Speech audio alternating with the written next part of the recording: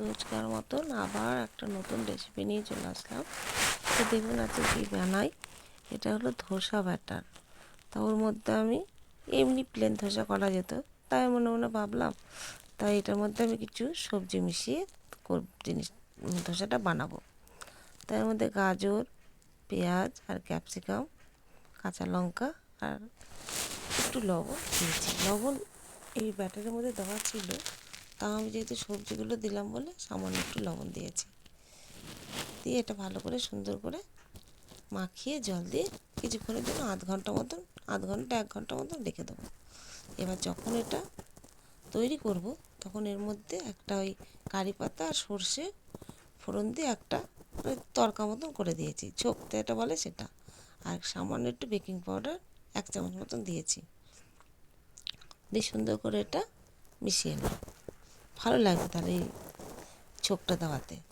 এবার একটা বাটিতে না আমি তেল মাখিয়ে নিয়েছি। তেল মাখিয়ে এবার সুন্দর করে বাটিটা হাফ বাটি মতন দিয়ে দেবো, কারণ এটা তো ফুলে যাবে, ফুলে তো বাটিটা পড়ে যাবে। ওই জন্য হাফ বাটি মতন। আর এদিকে আমি কড়াইতে জল বসিয়ে দিয়েছি। জল বসিয়ে একটা ছাকনা দিয়ে এবার বাটিগুলো সব বসিয়ে দেবো, দিয়ে ঢেকে দেবো। দিয়ে এবার আধ ঘন্টা মতন হবে। এটা তো সিদ্ধ হতে সময় লাগবে। দিয়ে ঢেকে দেবো। দিয়ে তারপরে কাঠি দিয়ে দেখবো আমি ভেতরটা হয়েছে কিনা। তখন বোঝা যাবে, যখন হবে না তখন বুঝতে পারা যাবে। মাঝে মাঝে 2-1 বার একটুখানি নামিয়ে ঢাকনাটা দেখতে হবে। তবে জলটা অনেকক্ষণ ধরেই ফুটছে, আমার মনে হচ্ছে হয়ে গেছে। আমি 2-1 বার আগে চেক করেছি, দেখেছি যে হয়ে গেছে। তাও আপনাদের দেখাচ্ছি হয়ে গেছে। মানে একটু একটু লেগে আছে, সেতে কোনো অসুবিধা হবে না, কিন্তু হয়ে গেছে। কিন্তু খেতে কিন্তু খুব ভালো ছিল। আর আমি একটা তেঁতুল দিয়ে চাটনি করেছিলাম, সেই চাটনিটা দিয়ে এটা খাওয়া হবে।